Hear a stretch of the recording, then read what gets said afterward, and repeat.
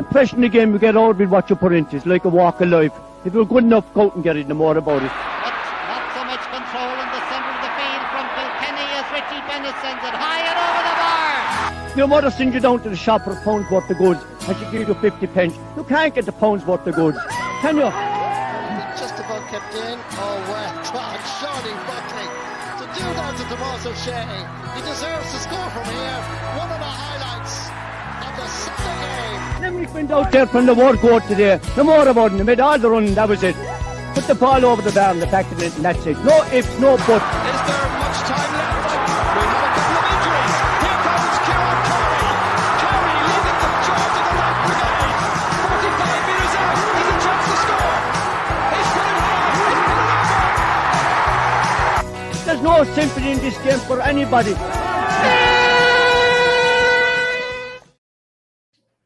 Hello and good evening. Yeah, this is the iconic opening there. I could see TJ Ryan having a good smirk at that.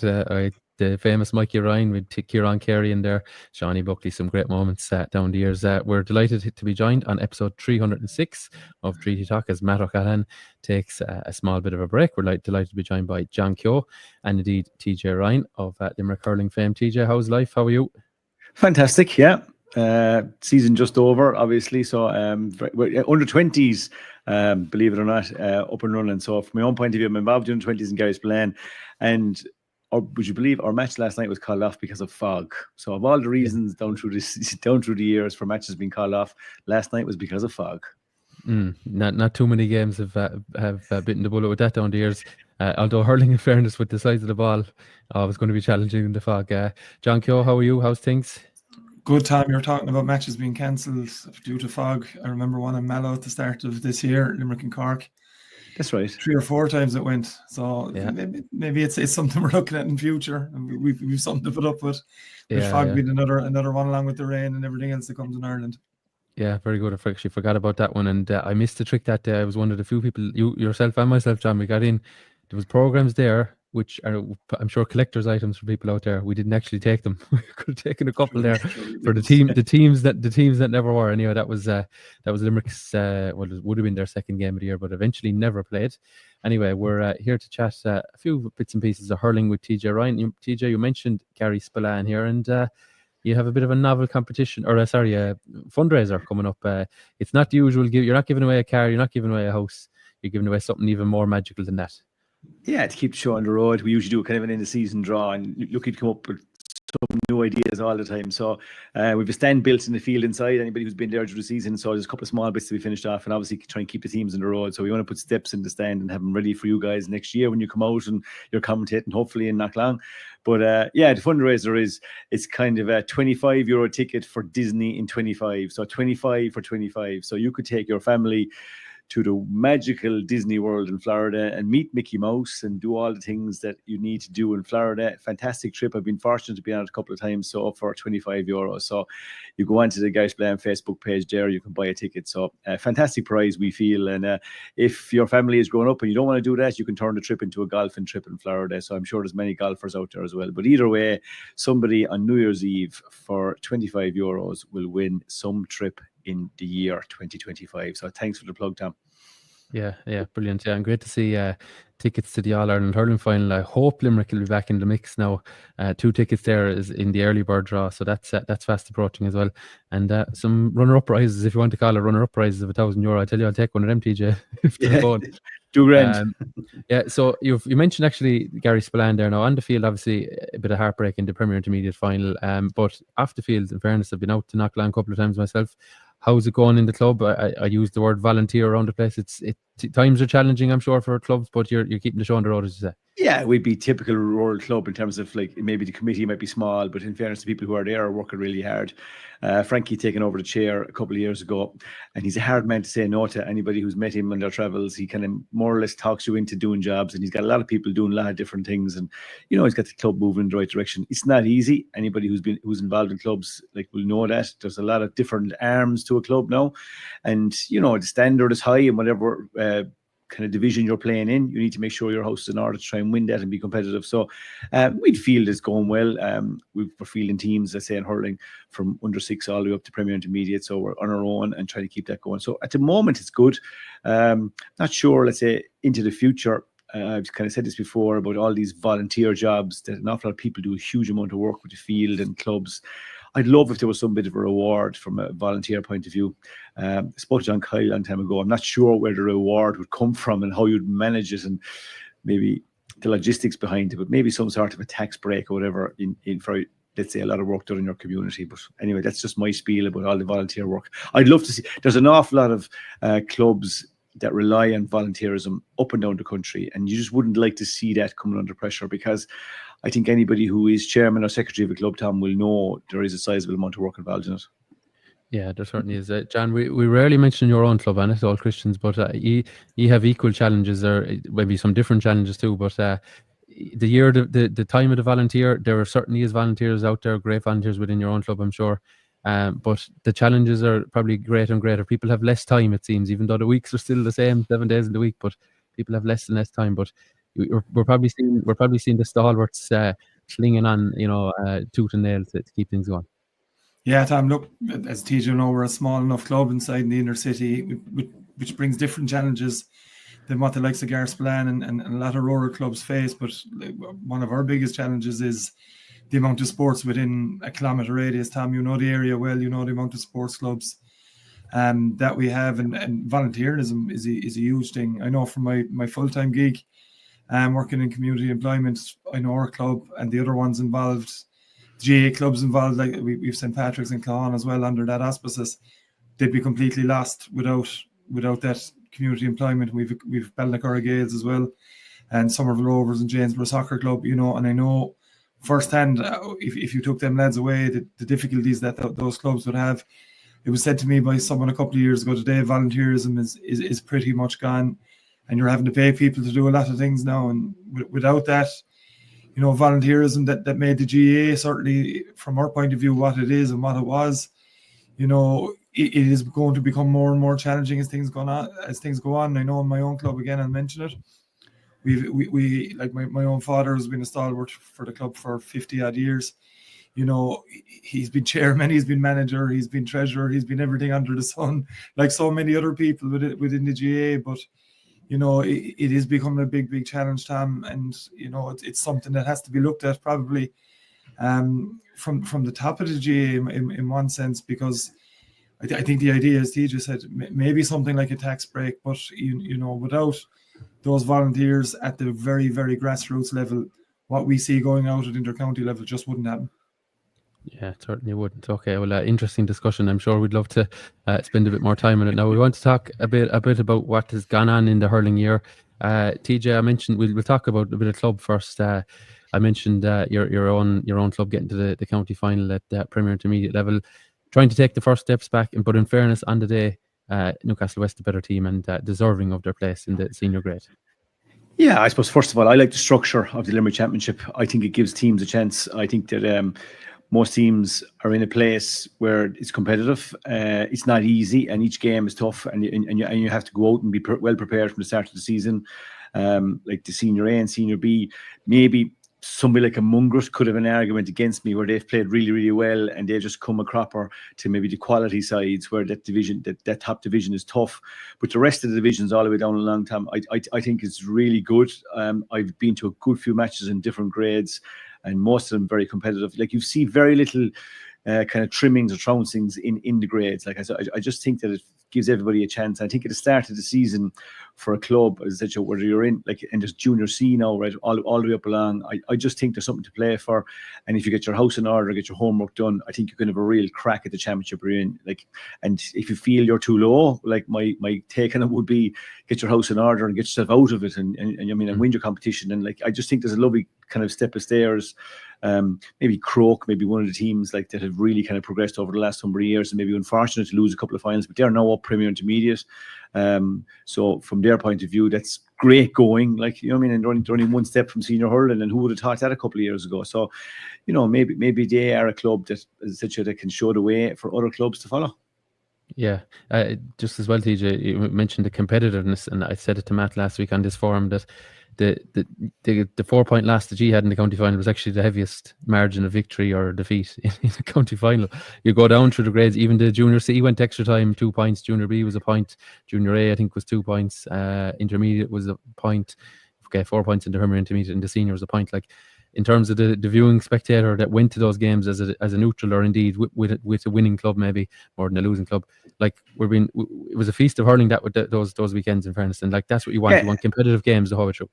Yeah, and I really I know there's been some criticism recently about the quick turnaround for the teams, but I just really like the idea of that county final weekend, like in both hurling and football. I think it just gave kind of like maybe between semi-final weekend and final weekend, I think it gives teams targets at the start of the season. We need to make sure that we're in semi-final weekend and give ourselves a chance to get into the final, and then all the finals being on, there's something to play for. Like, and as I said to you, all these groups up and down the tiers, I think are good for Limerick hurling, because of the competitive side of it, and there's kind of games on every weekend that you can go to. So I just think it's something to be commended, and there's club championship format for me. There's talk, I think, that they might look at it maybe in 25 in order to change it for 26. It's too late, obviously, now to change it, so it is the same in 2025. But I'd be slow to change it. I just don't want, like, if you're a team that goes up a grade, or let's say especially into senior or whatever, right? You need, I think, a little bit of time to find your feet and try and get maybe 1 or 2 games where you can kind of maybe hold your own. Like Drummond and Clacka did really well this season. Whereas, I suppose with all due respect to everybody, if you go up senior and you're drawn against maybe a Doon and a Pearshie, Kilmallock, or these guys, Parkswell early on, it just mightn't be good for teams. So look, for me, I'm a fan of the format of the championship. Yeah, John, gone are the days of the 2014 championships. I think the biggest now was 12, and we've nearly 12s across the board. It really feeds into the competitiveness, and even if you are team number 10 or 11 from the previous year, you'll probably start the year thinking you have a chance if you, as TJ puts it, get your house in order. Yeah, Tom, it's that competitiveness across all grades. We've seen it certainly in this year with the introduction of the Premier Junior, the Junior A Championship being split in half. My own club, obviously, we're on the relegation side of that. But, we were competitive in a few games, and, maybe a couple of years ago, we wouldn't have been anywhere near competitive. We wouldn't have been in a position to be in that situation. But looking across all the championships, fully agree with TJ. I think the way the championships across all grades now are where they need to be. You're seeing teams improving. If you're looking at Senior A, Mungret, there's an argument there they should have won 2 games, losing to a Ham by a point and to Kilmallock by a point in games. I'd be very, very sure that they were very disappointed they didn't come out the right side of. TJ mentioned Drummond and Clacka as well there. Very few would have seen Drummond and Clacka maybe making the impact they had in the early stages of the championship and consolidating that Senior B place. There's certainly, I think the gap is closing. The likes of Mungret and Monaleen. We'll see Ballybrown next year. I'd imagine, Tom, you'll know more about this as well, that they'll be wanting to stay Senior A. They're a club that feel they should be Senior A, and very few would argue against that. So I think we have to be careful about change. Certainly at the senior level, I don't see a real need for any of the grades to change. That's my own personal view. You said it, Tom, with the deficit of defeat in each of the finals. There were tight games. Certainly in the Premier Intermediate, the Garryspillane Newcastle West game, the 2 goals massively changed that game. There's plenty of games as well, John. Like, so you it's not just you're relying on one game where it's a knockout championship. So the league format works for people. So if let's say if it doesn't go right for you in a game or 2, you have a chance to resurrect your season. Like, especially with the split season, TJ. Club teams are still going back in January, February, not waiting till August. I know they're playing leagues, but leagues are a bit of they're a tricky one. You used to use a league to get ready for championship. Now you're using a league as a pre-season, then you have another pre-season. Yeah. But lads want games, and anyone that's ever played, they train to play games. So I like, you get 5 games in a group now. I mean, TJ, as you just mentioned, there was a time you get 1.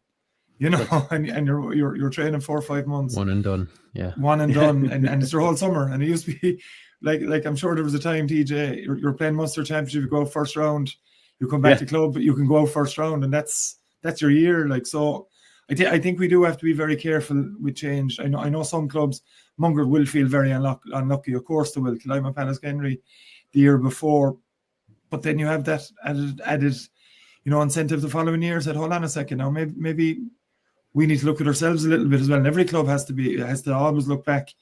You can blame this, that, and the other, but inwardly is usually where you'll find the answers. And structurally wise, I think you look at other counties and geez, some of them are really drawn out and some of them are really, really short. So I think we've struck the right balance.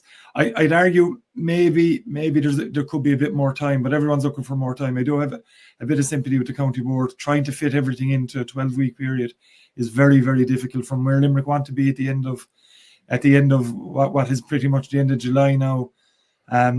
For where Limerick senior hurlers want to be, then they have to run after championships in a fair, quick fashion. And we do, as Teja said, that finals weekend is it's kind of now becoming both hurling and football. It's a great weekend. Maybe it could spread a couple of games out a little differently, but I wouldn't have a huge amount of argument with it. Yeah. Okay. Well, TJ, I'm conscious now you've another commitment this evening, but thanks for your time. We'll come back and chat further about it sometime. Yeah? Exactly. Yeah. 2025. So we'll be myself and John are going to Disneyland. We'll bring you along, TJ, as well with some of the spending money maybe. But I'll have a word with Frankie and see what he can do for you in the draw. Yeah. That's it. Well, yeah. Just a reminder again, Garryspillane running that competition, and if people don't want to fork out to 25, they might split it with a couple of people. 12, 13 euro each might be the best way to go about it. Just to invest in a competition there before Christmas. TJ, thanks for your time. We'll chat to you again soon. On Treaty Talk. Okay.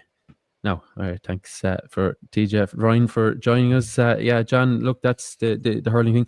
And I have seen some criticism of the Munster club scenario. Look, I wouldn't say the county board banked on Limerick winning the All Ireland, but certainly it had been their programme for the last 3 years, and it had worked out fine for the Pearse League in the previous 2 iterations of the senior and obviously some of the other teams as well that had won the lower grades.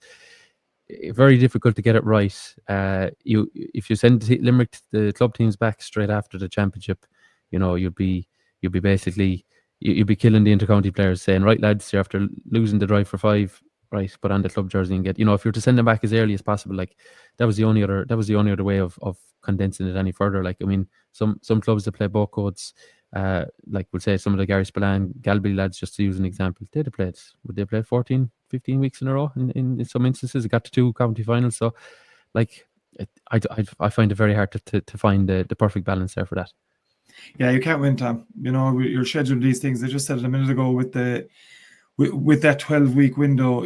Just for a second, think now, and Junior C is a new competition, a legit competition now as well. So you go from senior all the way down to that, and you're going to struggle to find a different scenario, I think, at this stage. So I always say this, that I do have a certain amount of sympathy for the fixture makers within the county board, and when it comes to Munster club, then it's just luck at the draw as well. Yeah. I mean, yeah. Well, Clare got to buy this year with their teams, and probably rightly, deservedly so. They're the All Ireland champions, so absolutely probably deserve that reprieve, as Limerick had gotten in the last 2 or 3 seasons. So, like, as you say, look at the draw. Like, I mean, the only Limerick men's club still standing is Kappa, and that's because they got drawn to the semi-final, and they're going to be playing Friaries. We'll come to that in a bit, but they got to look at the draw. They got to celebrate their county final and a break. But then you see, like, some of those lads would have played 2 county finals in 2 weeks, and then, like, if they could have easily been thrust into Munster club, like, that would have been very challenging. Guys that play with Croagh, Kilfinny is what I'm referencing there. Like, so as you say, look at the draw, something to do with it. 5 of the 6 teams were drawn into quarterfinals, so like that's maybe a little bit unprecedented as well. Yeah, it is. Yeah, and as you said, mentioning Clare from the senior hurling side of it, hard to argue that time they won the All Ireland. Surely there has to be even more reward on that, and we've benefited in Limerick for many years. It is very tricky. You saw for large parts of that Doon Ballygunner game, Doon were in that had chances to go further ahead, and think maybe they look at that more than what went on during the week. These are elite athletes now, Tom, as well. It's not as if, certainly the intercounty lads, and most anyone that's played club at a high level, they're effectively elite athletes as well. So I think they won't look at that as an excuse. Any of the teams that went out straight away, you're looking at Doon, they'll be disappointed in be Ballygunner, but will reflect on maybe if they win another county title in the next year or two, having a proper crack at Munster. Not saying that they didn't this year, but you know what I'm getting at. It's hard to argue what happened in Doon. The celebrations were what the GA for me is all about as well. It is an perfectly amateur sport entitled at the end. Perfectly Yeah, entitled, but don't forget, I'm saying elite athletes that are playing amateur sport as well. So that can't be forgotten. For Newcastle West, you were at that game from a very much winnable position. It didn't go their way, you know. So and Fianna Kilmeedy something similar as well. So obviously we saw Adare and Rathkeale in the football side of things going down the weekend. I think Adare would be disappointed with that performance against their Oak.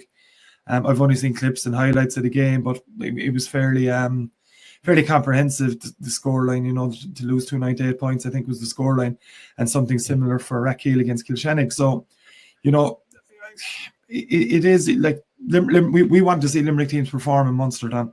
This is the first year in a long time. And maybe it is to do with being out straight away the week after county. Yeah, that's certainly a factor, it has to make a difference. But it's not the full factor, Tom. No, you know, we've done very, very well, you know, in recent years with teams, and Fianna Kilmeedy going down last year as an example as the nominated team after losing to Mungret in the Junior A final, came very, very close to a Munster title, you know, and that's been the case for a number of years. Limerick teams haven't always got the benefit. You know, Newcastle West a couple of years ago losing to Kearns O'Rahilly's in the Munster senior football decider as well. So I don't think that's the full reason the week after the county championship, but it has a deciding factor. It's a shame, Tom. You know, we'll go on to talk about St. Ailbe's. I know later on I saw the last 10-15 minutes of that game in Mallow on Sunday from a winning position again, and I think that's the bigger issue. Teams, you know, from winning positions were Doon, Newcastle West and St. Ailbe's, you know, not getting out that eking out that victory, you know. So it's an interesting one, Tom, but I'll go back to the scheduling of things. These games have to be played by a certain time, you know, and we're not that far away from the inter-county season upon us, even without saying that the pre-season competitions next year. Yeah, that's it. Yeah, well, look, while you're on the Munster club thread, to mention football, you mentioned there, Ogan. It was actually 2-8-9, John. Just a slight little correction there, but Adare led this 4-2 at half time. But as soon, I think, as Ennis Aero or Aero Ennis, whichever way it's officially known as soon as they got on top, I think Adare struggled to arrest the slide. And look, Ika McGuire of Clare senior panel and Kieran Russell, they got the goals. I think two in the third quarter. Like, you know, that's, as we say, the moving quarter, and look, they were chasing their tails from them. But look, I think even when everything was equal, if they both played their county final 3 weeks beforehand, I think they were going to be under pressure here, whoever the Limerick champions are, because it is a pretty good Air Oak team, and they've been to the fore in the Clare Championship for the last years. It's just unfortunate, maybe. I think by all accounts, neither of us were at the game, but by all accounts, Adare played well in the first half, but only held a 4-2 lead at half time. They probably didn't put enough glass on the scoreboard maybe for that first half showing, and then once the momentum was turned, they struggled to get it back. Yeah, Tom, and the word you use there, momentum. You can see goals in Gaelic football. You only have to look at the county final that Adare won against Father Casey's that we were both at. How crucial Louis Burke's goal proved to be for Adare throughout that game with Father Casey's thundering back into the contest in the third quarter. So you may look at that third quarter as we're talking fine margins, but Adare didn't perform that third quarter in the county final, leaving Father Casey's back into the game in some respects, and then, you know, something similar happening against their Rogue. You know, I said it in different places last week where I think Adare would have really, really targeted that game, albeit as underdogs. But you said that leading 4-2 at the break, they would have hoped, they would more than hoped, I'm sure, to have seen that out. But you're up against a high quality Aero Guinness outfit. You've said correctly as well, they've been in the precipice of winning the county title in the last few years, and they've a couple to their name, and you know they're always there and thereabouts the last 5-6 years. So, and with Clare football where it is, if you just look at the county levels, Clare, you know, are in a better place than Limerick at senior county level right now, you know. So as a scoreline, as a result, I should say, yeah, it's not a surprise that Ennis came out on top, but I think Adare will maybe look back at it in the cold hard light of day that it's maybe an opportunity that went to begging. Yeah, it was their third voyage into the Munster Senior Football Championship. It's the third defeat. They lost to the Nair and they lost to Nemo Rangers, I believe, the following season. And didn't get the opportunity in 2020 with COVID. But just the final point on it there, I suppose, John, it almost goes without saying, but we must acknowledge they'll been thrilled with their season. They dethroned Newcastle West, you know, in the business end of the Limerick Championship. They got it all right. I mean, they beat Galtee Gales in a storm, only conceding a point. Then they dethroned the 3-in-a-row champions Newcastle West, and then you know, led from start to finish against Father Casey's in the final. That was ultimately Harry Gleeson's aim when he came back in, and they've delivered on that. 100%, Tom. Yeah, it's a marathon, not a sprint. Adare, with a ton of injuries at the start of the year, got through the group stages. I think was it 4 wins out of the 5 games. I think 3 wins, 3 wins, a draw. They yeah. drew the last group game against the Piershik and lost to Mungret St. Paul's. You know, early doors. You know, the result against the Piershik was the Piershik fighting desperately to stay in the competition, and Adare maybe looking ahead to different things. Harry Gleeson's come back, Tom. We've both seen Adare under Harry Gleeson over a number of years now, a 2-year break. Been involved with your own club, Ballybrown, senior hurling level. But what Harry does brilliantly, he's an organizer, Tom, from what I gather. He gets very good people around him. You only have to look at their backroom team this year with the likes of Morris Horn and Brendan Keeley involved, and amongst others as well. You know, they play a nice brand of football and very modern, you know, counter-attacking in some ways. They get their numbers back defensively, and they, by God, do they spring forward at pace, and they have guys up the field that can do serious damage. We saw Shane O'Connor doing it against Newcastle West. Hughie Burke is always a major threat, one of the top players, if not the top player in Limerick football, certainly this year again. From the club championship point of view, certainly. You know, and to win a 4th title, Tom, since 2017, you know, and to lose those 3 finals in a row and to still come back. A lot of clubs may not have, you know, a lot of clubs may have, you know, 3 big defeats and arguably two of those finals that they'll be very, very disappointed that they didn't come out the other side of. So you have to commend the effort to come back again. You know, a very experienced group of players, but sprinkled with a bit of youth around the place. I was massively impressed with Joe Sweeney every time I saw him this year, wearing number 14 invariably, but operating around the middle of the park. I've mentioned Hughie Burke, Robbie Burke in a very selfless role this year from what I saw of him in Adare, putting in a lot of hard work, where usually he's at the end of things. He was more in a creative role this year. Ronald Connolly into the half-forward line. We spoke to Davy Lyons after the Newcastle West game. Always good for a couple of points. He did in the semi-final against Newcastle West. He also popped up with a crucial one in the county final. Mikey Lyons coming in off the bench after an injury-ravaged season, injury-ravaged couple of seasons for Mikey. 2 points at a crucial stage as well. So have to commend them, Tom. You know, that game out in the Bog Garden in Rathkeale against Newcastle West, you know, they were the better team on the day, and, you know, exercised a few goals, I've no doubt, and which fueled them massively for the final. But I think Father Casey's can look at it, their first final since 2009, if I'm not mistaken. You know, major strides for them to get back into a final. From their point of view, it's something to build on next year. We know the quality they have is already at senior level. They've dominated for large parts, winning another Premier Minor title this year, and, you know, being involved in 19s and 21s over the last few years as well. They've countless county titles underage, Tom, and, you know, they at some stage will be looking very, very closely, or come very close to exercising that ghost of they've exercised the ghost of reaching a county final. Now it's about winning one, and I'm sure Owen Joy and whoever else is involved in that team, Sean Scannell in recent years as well. And I know Mark Fitzgerald was involved in a coaching capacity, the former Limerick interim manager and now former Clare senior manager. So there's good people involved in the Abbey Field club. They'll come close again next year, and Newcastle West will be close again next year. Mungret St. Paul's will be looking to build on a great year this year. So maybe it's no bad thing that it wasn't Newcastle West and Adare in this year's final, Tom, and hopefully a couple of more clubs reaching that status the next year or two. Yeah, very well said. Yeah, look, I think Adare, they ultimately got what they wanted out of the year, and if you look back, 2017 was their breakthrough, as I said, John.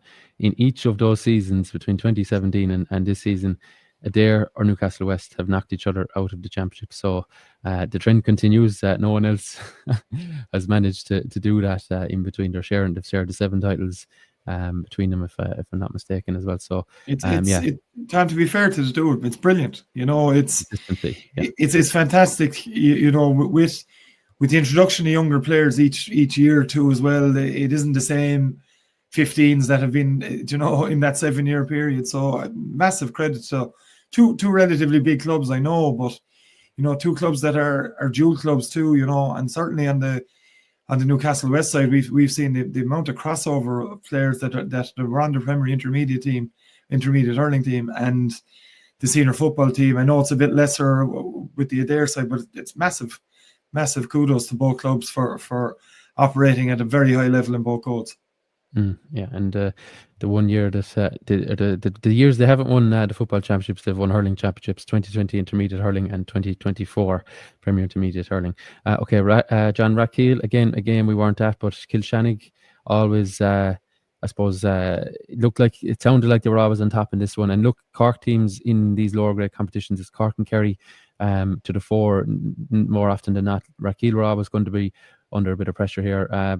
They get a goal back late on, but I think that was only a consolation really. Again, ultimately their goal was to get back to senior. They've been knocking on the door, but just wasn't that what didn't happen for them in Munster basically. No, it didn't happen at all, Tom. And as you said, we weren't at it, but all the reports I've seen of the game, and I read a few and talked to a couple of people that were at it, it's very much as you said, Kilshannig, a quality operating team.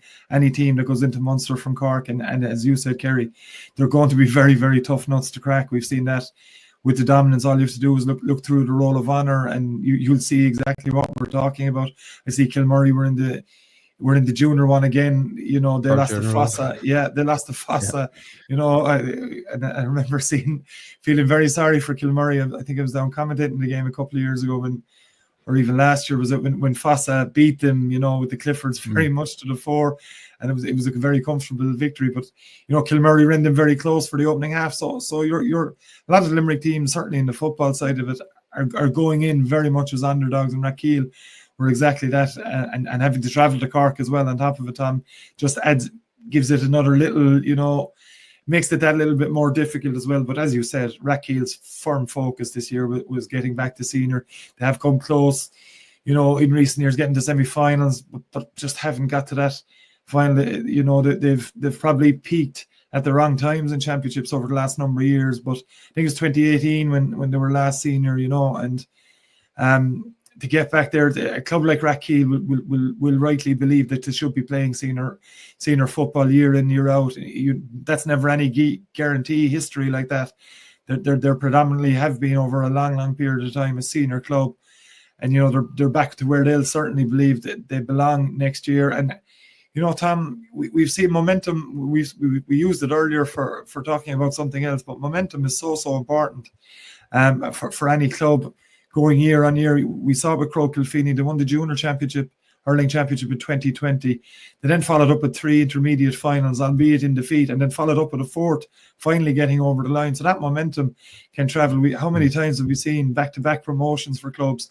So Rathkeale, you only have to look to Mungret last year as well, getting to a Munster final as well, and making a serious crack at senior championship. And Rathkeale will be rightly looking at themselves next year going, why can't we do that as well? So, delighted for them to be back, at the senior grade. I'm very unfortunate for Galway, who again, another top football club.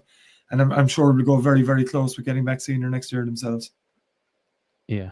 So it was a defeat, as we said, for Rathkeale in Kilshannig, which is in Cork, 2-12 to 1-9 it finished last weekend. So defeat and an end of their road in terms of Munster. The flag is being flown now solely in the men's side of things anyway, at the junior level, with all 6 teams. There were 1 left, and that is a pretty daunting one, I think it's fair to say. And that's no disrespect to Kappa, who obviously represent Limerick, but Friaries of Kerry, now they played Fanor of Waterford the weekend, just gone 5-13 to 7 points. I think, as we just said, Kerry teams will be certainly to the fore for this. So Kappa will have to turn in a good performance, but they certainly have a couple of talents in their arsenal who can bring that one. So that one is bring that one. I suppose put it up to Friaries. That's in Kerry. I'm not sure the exact venue, hasn't been confirmed by Munster GA yet, but that is down for 10 days' time, which is the 23rd of November. So we'll be looking at that in more depth on next week's podcast. John, I think we should go to ladies football now. We're on the big ball. You mentioned St. Ailbe's. It was a Munster intermediate ladies football final for them at the weekend, and You mentioned as well, in a winning position. They had previously won against the Waterford side, and then Kappa White in the quarter and semi-final. So hadn't really been tested in Munster, but unfortunately edged out in this one in Mallow last Sunday. Yeah, they were 10 points to 7, I think was the final score. Yeah, a very tricky one. They navigated their first 2 games, as you mentioned, with relative ease, and maybe you know that wasn't necessarily a good thing for them. Dominated for large parts, and from again, I saw the last quarter of it. O'Donovan Rossa, I think they were winning 10-7 at that stage, or certainly 9-7. By all accounts, St. Ailbe's had dominated large parts of the game and just didn't finish off chances that would have put the game beyond out and let O'Donovan Rossa back into the contest. So I'm sure there'll be a lot of disappointment around that. Did have a couple of chances late on, but couldn't fashion a goal chance that would have forced, extra time and maybe a replay as well. But it's a very tricky one, Tom. Perfect conditions in Mallow on Sunday. By the time I got to the final quarter of it, they were searching for that goal. O'Donovan Rossa had 13 players behind the ball at that stage, and we're very much in the. Yeah. Always difficult when to score a goal in football. Hurling, it's a little bit more likely maybe because you quicker moving the ball, and missed a few frees, Tom, as well, relatively straightforward ones where the goal may not have been necessary, as well. So a learning curve, certainly. A lot of very experienced players, intercounty players in that team, but from a club point of view, so certainly the first time I remember St. Ailbe's being in the Munster final. I'm open to correction on that, of course. No, I think you're right.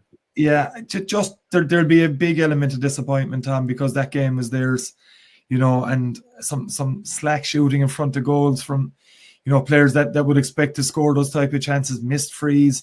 In any final, you need to be nailing those chances to make sure that when you're on top, you stay on top and you make it. Then you flip it over, you get 13, 14 players behind the ball and make it extremely difficult for the opposition to get a goal.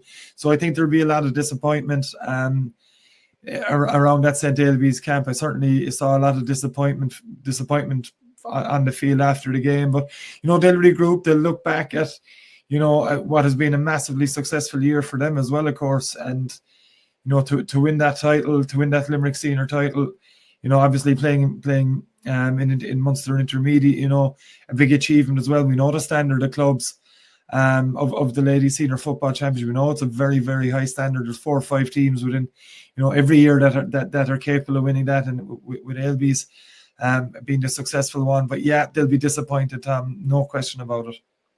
Yeah, and just to mention O'Donovan Rossa, we'll come back to that word again, John. This should be called the Momentum Podcast. They won the All-Ireland Junior Championship last season. I think a newly formed team. I wouldn't say a club. They're newly formed in the LGFA circles in the last handful of years.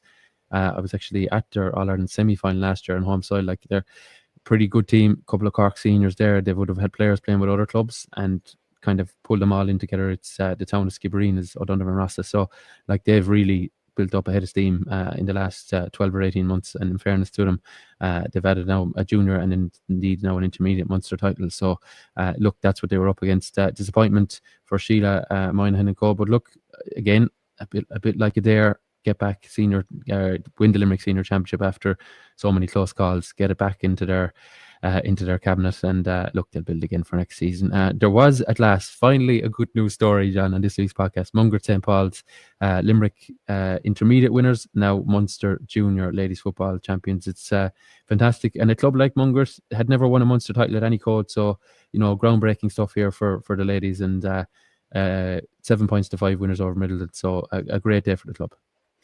Massively, Tom, and just to come back to we were talking about the male side of the house with Cork and Kerry teams. Well, certainly Cork teams have dominated the ladies football provincial titles for God knows how long. So for any Limerick team to beat a Cork team in a final is a massive achievement for Mungret St. Paul's.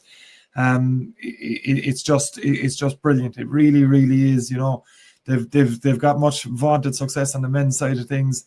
They've been belting away ladies football for a long time as well, as well, and they've they've got just rewards for it. I know you've a familial connection in there as well, and you were at the game. It's just brilliant, Tom. You know, it's a club like Mungret St. Paul's. You just have to think over the next 10 years or so, is that the first of many in both codes? Because they're only going to keep building on their success in the last number of years at both codes. And, you know, I just reiterate what has already been said about that group of players. You know, you just hand out the congratulations once again. It's a fantastic achievement for any Limerick team to be winning at provincial level. Is always a good news story. And you know, it's great to see a club like Mungret coming out on top in such a brilliant victory over a fancied Middleton team as well.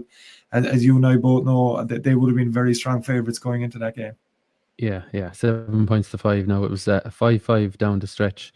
And veterans, long-serving players of the club, I'll put it that way. Yvette Culhan, or Yvette Moynihan is her maiden name, and Claire Coughlin. Two ladies, not originally from Mungret, but have worn the red and white for so many years. They came up with the late scores, and they were both subs, John. I mean, this is the magic of a panel, and this is why management, you know, put trust in players to come on. And Mungret weren't shy about making their subs. I think they made 3 or 4 in the second half. When not like the things they weren't trailing by much. It was a point as the most they're down the whole game. It wasn't like things were going badly wrong. They decided to freshen things up, and they got their rewards. Like, so, if anyone has seen Claire Coughlin's score, which was the clincher, as it were, the 7th and final point of the game for Mungret, great score off her left, beat up a few people, made herself look 20 years younger in the process. I'm sure she won't mind me saying, but yeah, great evening for Mungret. And like, Anya Ryan is the captain. She looked astonished that they won it, and I'm sure she believed that morning, getting out of bed and all the rest of it, going down the road, that they could win it. But she looked so proud that they won the silverware, and they have the added bonus now of an All-Ireland series. Have you heard the permutation, John, of who they're playing or could be playing in the All-Ireland series? No, I'll leave this one down to you, Tom. So Strandhill are the Connacht champions, and Paris of France won they won the European Championship. So Paris won the European Championship. Then they beat the British team in kind of a prelim quarter final, as it were, or playoff. They're representing the non-Irish teams, as it were. So Strandhill travel to Paris, and if Paris win, Paris will be coming to Limerick to play Mungret. And as far as I'm aware, if Strandhill win, it'll be in a Connacht venue or probably a Sligo venue. So they'll be at home. Trip to Paris. Yeah, no trip to Paris. Like, you know, the one time you want an away game, like, you know, Eiffel Tower and Disneyland and all that. But there might have been too many distractions there for John Horgan's team. But no, look, it's great. I'm sure they'll fancy a crack, and they'll have the added bonus maybe of getting to have a close look at those teams, and whoever comes through as well. They're waiting in the wings in the semi-final, so that's a quarter-final. Look, it's a huge bonus, and look, it's, as I say, groundbreaking. First Munster title for the club, and in any code. So I'm sure they're delighted, and they join previous Limerick winners, Gerald Griffins, who won it all the way back in 2000, the first Munster Junior Ladies final, and Maru Boher, who won it 10 years ago. So Mungret joining those two sides in the winners' enclosure. Okay, now that was enough of the good news stories, John. We're back to Heartbreak. Didn't last long. It didn't last long, unfortunately. Yeah. And my heart goes out to Croagh Kilfinny. A 1-point defeat, John, in their Munster final. They were playing Waterford opposition in the form of Montelego. Am I pronouncing that correctly? It was in Feathered Town Park, 2-5 to 12 points, and 2-5 to 10, I should say. The Croagh were 10 points. Heartbreak here, John. Like, they had done so well to get to the final. They hammered the Kerry team in the end. They pulled away in the semi-final, but just didn't go their way on the afternoon.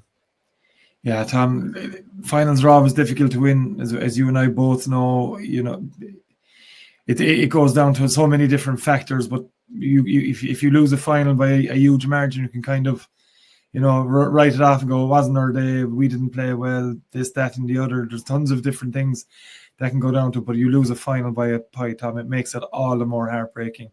It's a tough blow to lose by a singular point. You know, it's really tough on Croagh, and that one will hurt. You know, they've had so much success, to be mentioned, on the men's side of things, and been emulated a seriously quality Croagh Kilfinny team that have had a huge representation on varying Limerick teams over the last number of years, where it's minor, junior and senior as well. You know, a high quality outfit.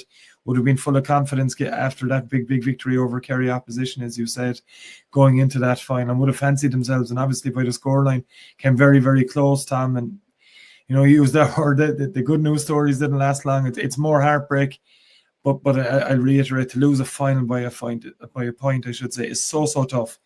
And you know that wound won't heal easy, but they do have the added advantage of where they'll be next year within Limerick. So I mean, it's small mercies, Tom, but I mean, you will go back having won your own, you know, your own county title. You'll fall back on that when you're thinking back on it over Christmas, when you're hopefully enjoying yourself at the Croagh girls, which they'll have every right to be doing, following their great year. But you know, so hard to lose a final, but to lose it by a point, I'll keep saying it.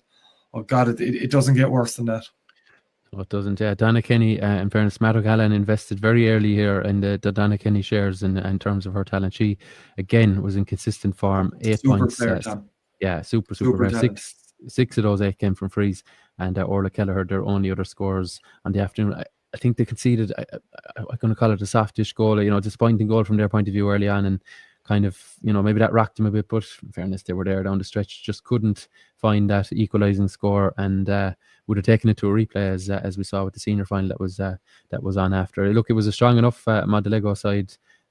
They have Cork seniors in the form of, I'm just trying to think, Mairead O'Brien, she hit 1-4, and Rachel O'Brien also, I think she's on the Waterford panel as well, chipped in as well. So heartbreak for them, but senior Camogie is something to look forward to for Croagh Kilfinny next season. That's, again, we're kind of reading the same messages across this podcast.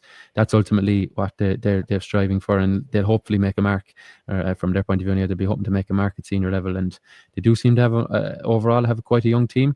Donna Kenny being obviously the foremost of those, but you know, they're on the way up. It's fair to say, John. So look, we'll see what the mark they can make next season. Just to mention the domestic calendar, I did have it to hand them after misplacing it. Now the refixed Junior A plate final between Fianna Kilmeedy and Mungret St. Paul's, which was off due to a bereavement, that is fixed for 7:30 p.m.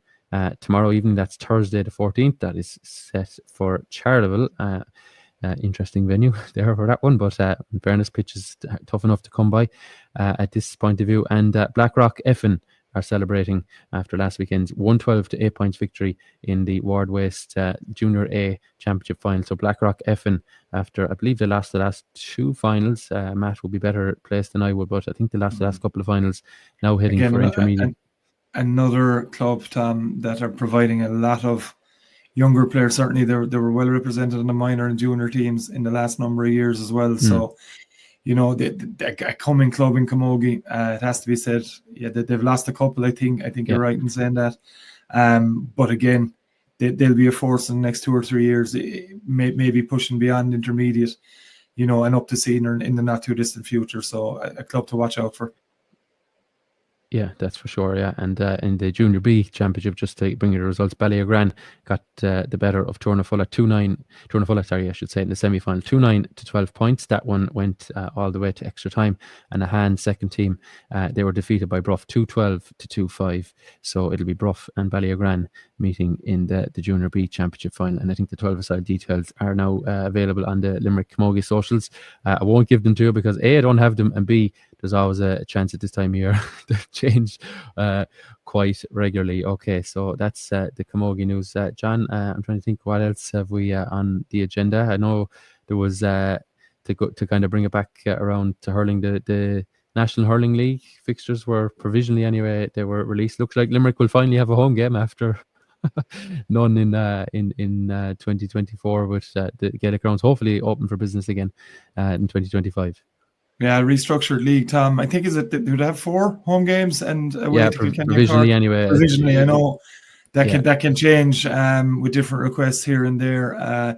It'd be great. It'd be great to have games back in the Gaelic grounds. You know, from a league point of view, it's always when the cold is down, Tom. You know, when the rain is there, when the league starts, you do love. You might have been out of the game for a good 6 weeks at that stage, especially this year now with the lack of pre-season competitions. I said next season, this year, you know what I mean. Great to see. It'll be, I'm right in saying it's a 7-team restructured competition in 2025. That's going to be trialed anyway. So I think Limerick have 7 games, 4 of them at home or 4 or 5 at home. And I'm not sure the full, 7 teams, of course, they'll have 4 games at home, 2 away. Sorry, I just have it here, John. Sorry. 7 teams are in Limerick's division. 1A as it's now, it is already known as, but so the teams are Limerick, Galway, Clare, Tipperary, Cork, Kilkenny and Wexford. So they're all in Division 1. And as we said, Limerick had no home game last season, had to give up home advantage to Galway and played, wasn't it, Tipperary in Cork. So it was just an Antrim in Tipperary. In Thurles, so just trying to find the actual combinations. It looks like Limerick are going to be facing Cork and Kilkenny in their away trips. So then they'll have home games against Clare, Tipperary, Galway and Wexford. I mean, like, that's going to really generate interest to have 4 home games, and Cork isn't the worst trip in the world. Well, it's so debatable for some, but now Cork isn't obviously a million miles away, and Nolan Park, why not? So some very attractive looking fixtures there. How the league, the National Hurling League, now the football fixtures are kind of being released as we speak today, Wednesday, but in terms of the hurling league, now the football league, certainly it's still big business. Is the hurling league being diminished each year because of the way the championship is now weighted towards the group phase as well? Oh, it's this old debate, Tom, that keeps coming up. I think it's been diminished long before, the provincial championships went to the groups in 2018, I think it was. The league for a long time, Tom, it's very much just a precursor to championship, and that's what it is. Players are blooded in the league. I think you'll even see more players blooded because they won't have the pre-season competitions next year. You may, with tying in with Fitzgibbon, you may not see players of that 19, 20, 21 age group, 22, maybe not playing as many games in the league, due to Fitzgibbon not in the commitments. first couple of rounds anyway, Not in the first couple of rounds, After that, you have a different conversation, which is no bad thing for the Fitzgibbon. I think the Fitzgibbon competition, if I just go off on a tangent for a second, is a competition that needs to be nurtured. I spoke to Jamie Wall on this only last year. I know he's been recent in his agreement with the scrapping of the preseason competitions for this year. Whether they come back in 2026 is a very different thing. I know I'm not sure is it fully gone anyway. But look, we'll move on from that. It's a tricky one, Tom. I've great memories of going to league games as a kid when there was huge crowds at them. We even saw the little bit of fanfare with the football side of things, with the training of the new rules, with the provincial things. It brings you back to when the Railway Cup was a huge thing as well. But calendar dictates that certain things changing. The league has been long diminished in hurling, Tom. Winning it, if you're in the final, you want to win. If you're in the latter stages, you want to win. No question about that. We've seen Limerick win a couple of National League titles in recent years, and it's been great. 3 under John Kyle, if I'm not mistaken. I'm a big fan of it, but it is very good to see. We've seen over the last couple of years, certainly, a lot of players being blooded, getting Limerick debuts and stuff, and that may not be used in championship, giving them a taste of maybe what's to come. We've seen the likes of Shane O'Brien last year cutting his teeth in the league. Donegal Dálaigh the same. They're players that went on to play championship last year, so it has. You just look at the football and how competitive it is, Tom, and you've 30 odd teams competing in it, in the league. It makes for I'd argue that the league in football is probably a better competition than the championship, although they're trying to change that, obviously with the pushing of the Talented Cup and stuff. But I just think the hurling league, for what it could be, Tom, I think it's a bit of an afterthought, sadly. Not necessarily from the counties involved, but I think the GAA look at the hurling league. Again, you have to look at the proximity. I know the dates are different this year, but I presume they're different. How close the league final is to the first round of Munster and Leinster Championship. I don't have the dates myself to hand. No, right. Well, like the the full day championship it's gone. starts. The championship start. I think they've gotten rid of the semi-finals, if I'm not mistaken. So that's probably taken out a day. But the April 20th is when Limerick throw in their championship. So I mean, it's not going to be light years away from the end of the league, regardless of whether Limerick are in the final or not. I would imagine the final is probably the very start of April, probably the first weekend of April. And there's probably 2 blank weekends then in between. But yeah, look, getting rid of the semi-finals, that's where Limerick fell last year. But like, it didn't really bother them in the slightest. Yeah. It's all due to start on the 25th or 26th. Now we'll see. Counties, I think, are entitled to come back with grievances or on the fixtures. It's kind of a funny one, but bit of an arms race or something like that. They're trying to decide who plays where and all the rest of it. And there's probably clubs or counties trying to say that they're old fixtures and all the rest of it. But yeah, it'd be interesting to see a few deals going on as well, Tom. That's it. Yeah.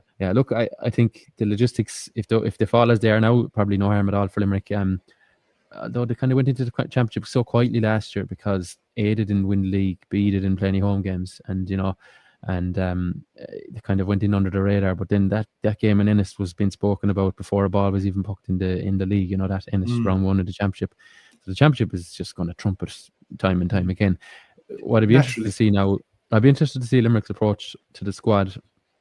And if you look at this is just my own intuition. If you look at what John Kiley has done with Napiershik, for example, last couple of seasons as county champions, he's given them a complete break. You won't see any of them until probably round 3, maybe just there's normally a break there, probably after Valentine's Day or even beyond it. So I'd be interested to see how does he approach, say, Croagh Hegarty got to the county final. The likes of the Doon players obviously played in Munster club.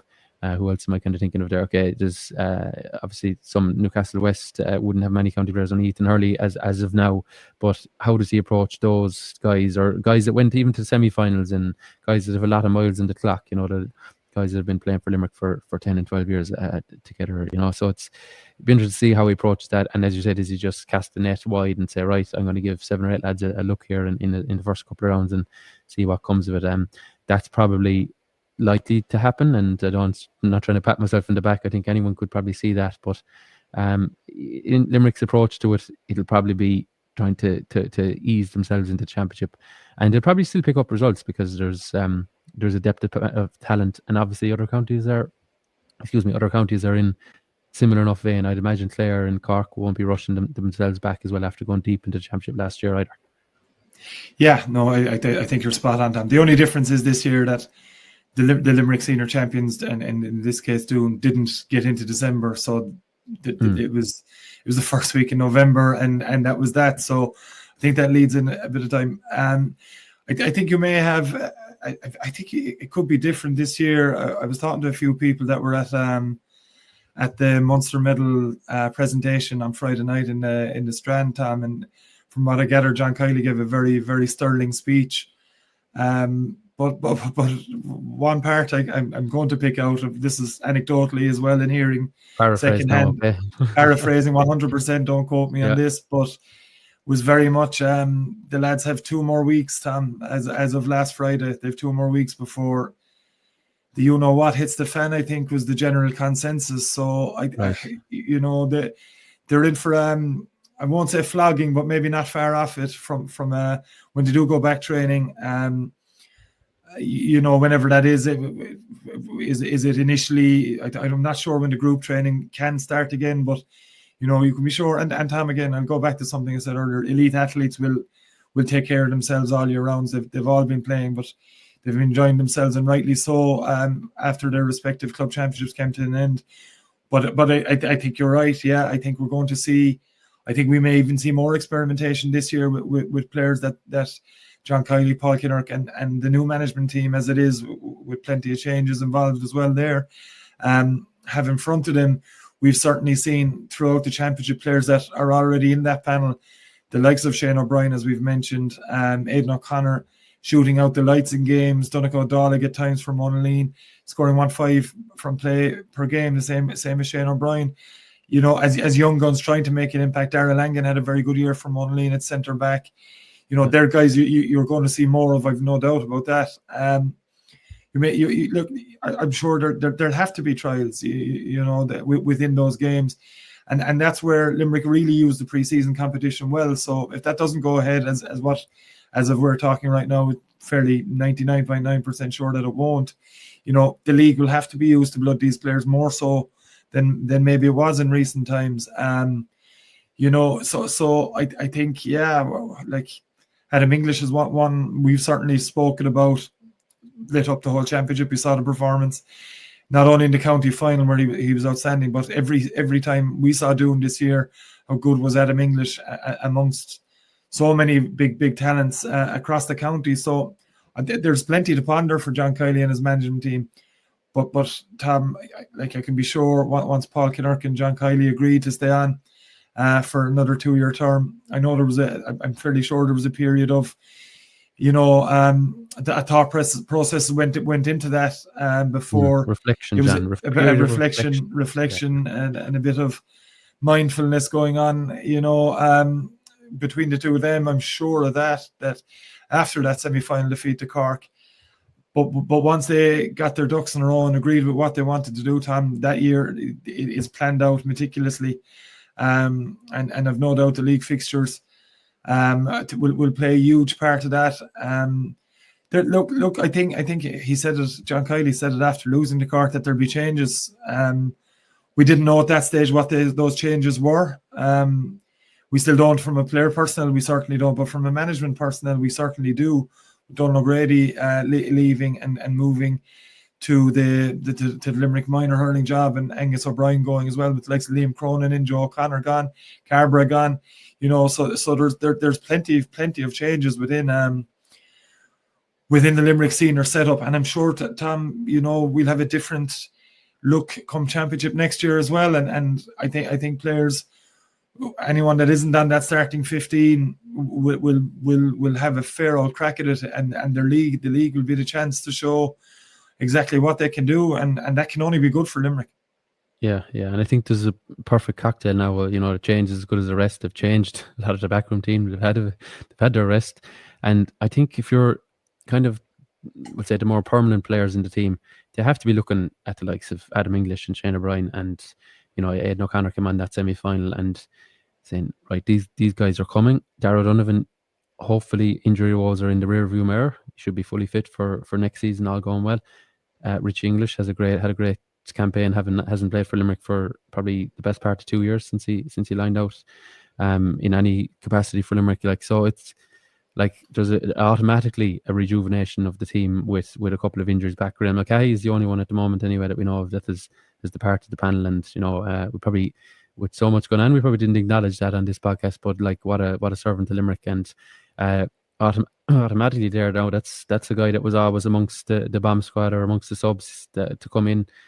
Automatically there's an opening there for someone, Donncha O'Dalig or someone like that.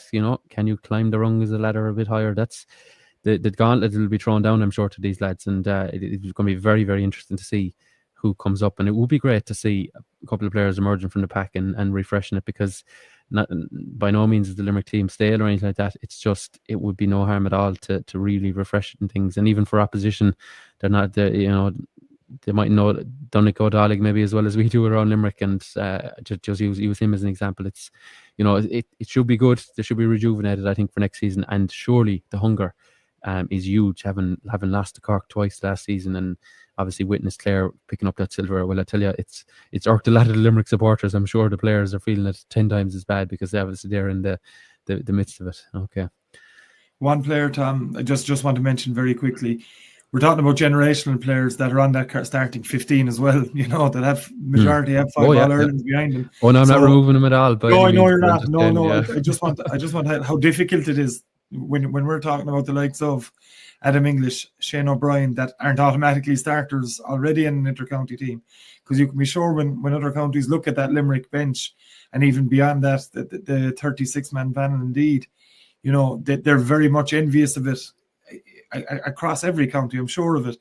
But one player that you didn't mention there, and no doubt it wasn't a deliberate thing. I know well enough it wasn't. What did I forget? Go on. But was the return of Peter Casey in the county final, yes, and course, to have the likes of him and Darragh O'Donovan from that initial starting 15 that were stalwarts in the last 4 or 5 years, certainly from their point of view, the two of them.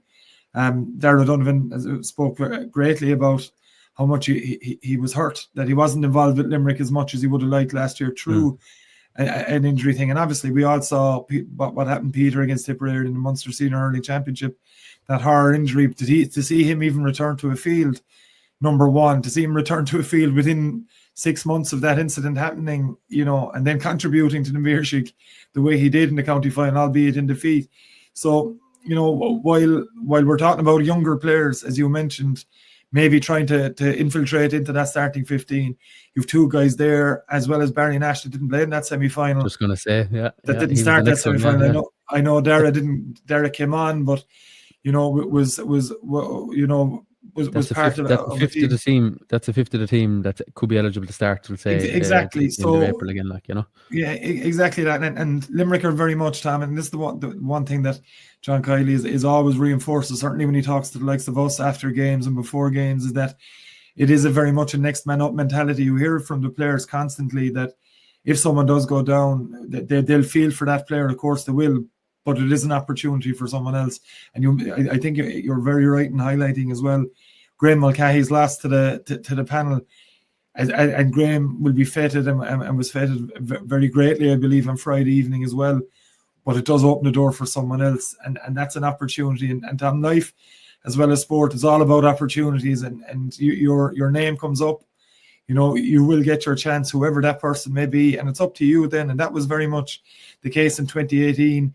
You could have asked a lot of people at the start of the year, what do you think and that Limerick team will be come championship? And I can assure you that the 15 that lined up first against Tipperary, I think it was, very much wouldn't have been the team that people picked at the start of the year. So we're always great for it. We love speculating on a team next year that has this fella, that fella, the other fella.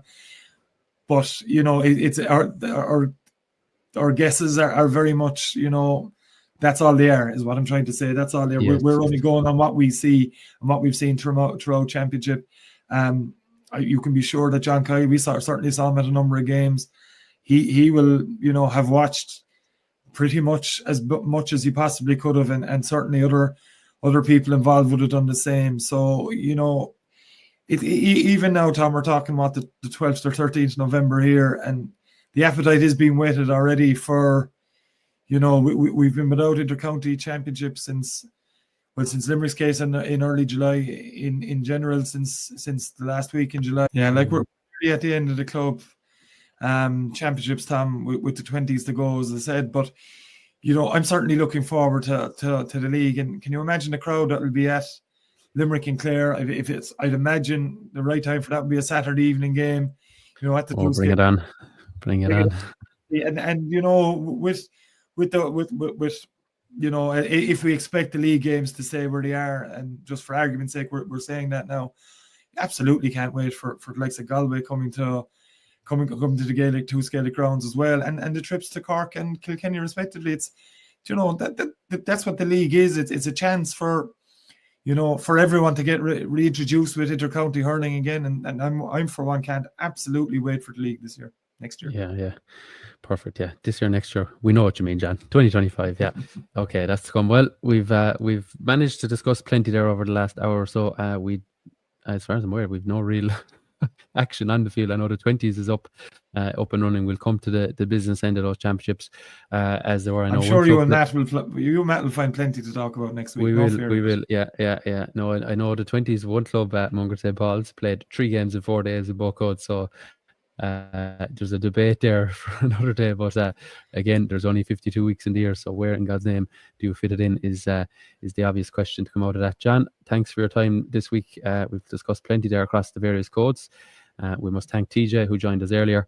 Thanks to you for listening, and we'll see you again on Treaty Talk next week.